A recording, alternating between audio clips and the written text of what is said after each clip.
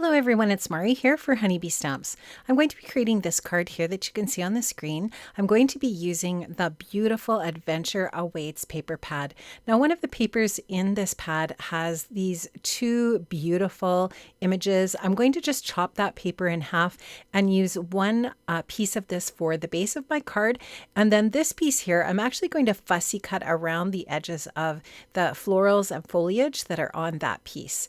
Now what I've done is I have sized down the first piece here to just slightly smaller than my A2 size card front. I'm going to adhere that onto my A2 size top folding card base here, and that's going to just leave a little bit of a nice white margin around the edge. Now the piece that I did fussy cut, I'm going to add some foam adhesive onto the back of that, and I'm going to layer it over top of the other piece. And what that's going to do is just create this shadowing of the base piece there. And this top piece is just going to be really nice and dimensional. I love that look. I think it's really cool. Now I took the grapevine wreath die. This is a really cool die set from a few releases ago. And I've die cut that from some watercolor paper twice. And now what I'm going to do is add some Distress Oxide sprays to the wreath. And I'm going to start off here with Frayed Burlap. Then I'm going to go in with some Lost Shadow and just layer up some of these colors just to create this really cool effect. This last one here is, I'm just trying to think which one that is. I believe that last one is Vintage Photo. And so I'll just set those off aside to dry. Now this is the Lovely Layers Spring Greenery die set. And I cut out a bunch of the greenery here, and I'm going to use some oxide inks to colorize those. I don't know what's going on with that weird imaging that's happening with my media mat here, but there's some sort of weird reflection going on there. So I do apologize for that. So what I'm going to do is take each one of these different colors of oxide ink, and I will link all of these different colors up in the description box below in the Honeybee shop, but I'm just going to take each one of these and put a little bit of these onto my craft mat, and then I'll add some water to them and I'll dip the paper into those to add some color. Now each one of these die cut pieces is die cut again from watercolor paper, just because I knew that I would be adding quite a bit of water to them. I wanted to make sure that I used a paper that would handle that. So I'm just taking the pieces with my tweezers and dipping them into that pigment.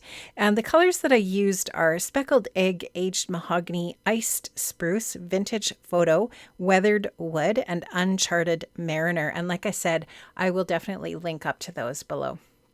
So I wanted a variety of colors that are going to coordinate with the colors that are in that patterned paper.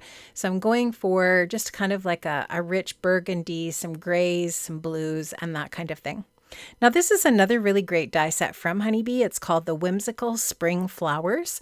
This is an older set, but I reach for this set so much. I would call this one of my really most used dies for florals in my Honeybee collection. And I've die cut out a few of these little pieces of flowers and leaves. And again, I'm just going to colorize those in the same way that I did with the foliage. And this is just going to be a really simple and easy way to add color. Now I wanted to add a little bit of a brighter blue to some of those speckled egg pieces. So this is where I added the Uncharted Mariner. And I just really like how that's just it's going to dry back really pretty, not quite as bright as you see it here. And it actually complements the darker blue that's in the colors from that pattern paper really nicely. And I didn't really care if the colors mixed on these different pieces. Like some of the pieces I'm mixing the aged mahogany with the vintage photo and so on. It didn't really matter to me. I just wanted the colors to look interesting and pretty, and I really wanted them to have just kind of like that watercolored look. One of the things that I did with this process is I did ensure that I allowed these to dry really well, obviously, but mostly just air dry. I might have used a little bit of my heat tool at the very end, but mostly these were dried just by air drying. So I did them, and then I walked away from my desk and I went and did something else while these finished drying. Now everything's all dry and I'm ready to assemble my project. And what I did with the two wreaths that I created is I just took some glue dots and I added that to 3 different little areas. I folded the glue dots over multiple times to make them really dimensional, and you can't see them. Unlike foam adhesive, that'd be really hard to do on these fine little areas, but there's enough dimension with those folded over glue dots that it did allow me to add some dimension between these layers of the wreath, and then also on the back of the wreath to add it to the card front. So I just like how this finishes off this piece. I just thought it made it look even just a little bit more rustic and cool. And so that's why I was going for adding that wreath onto this project.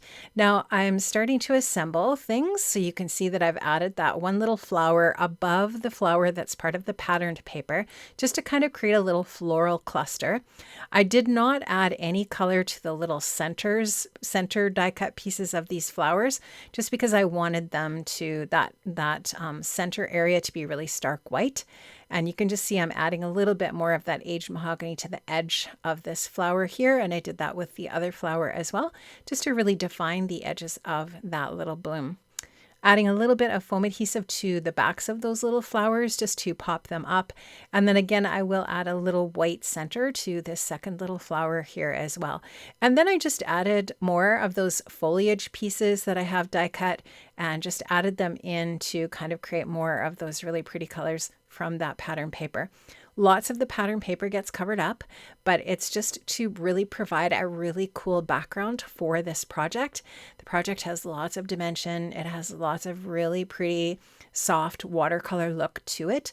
And I just really liked the overall look of this when it's finished. So adding a couple of those watercolored leaves in as well, just for a little bit of extra texture and some more of the layers that I'm adding in here. Just going ahead with my honeybee liquid glue and my tweezers to add these other little pieces in as well. So I'll just secure another leaf in there. I'm now going to take some glossy accents and add that to the center of the flower. And this next product that I'm going to add in here is a product called Prills. And the prills that I used, I'm just trying to see if I still have the container on my desk. I don't remember the color of prills I used here. They're just kind of like a gold and brown mix, but I just scooped some up and put them over top of that glue, and they just create a really dimensional and interesting center for those flowers. Now I'm using a little bit of white paint to splatter over top of the entire project here, and that's just going to add that little bit of extra texture as well. Now I used the Thinking of You Big Time stamp and coordinating die set to create the sentiment for this project. I stamped the sentiment out in gray ink, and I also die cut out just white cardstock from that Thinking of You die 3 times. So in fact, we're going to get 4 layers. So I've glued the 3 blank layers together, and now I'm going to glue this 4th layer on top. And this is, like I said, just going to create this really, really dimensional sentiment for the front of our card. I did the same thing with the word of, which is die cut separately from the Thinking and You. And I'm going to put that kind of on an angle on the front of my card to finish it off. Friends, I did link up to all of the different products that I used for this card in the description box below. I hope you enjoyed this. I hope you were inspired. And I really enjoyed making this for you today. I'm just showing you, I added another little piece of foliage in there on the left. Have an amazing day, friends, and I'll see you again soon. Bye-bye.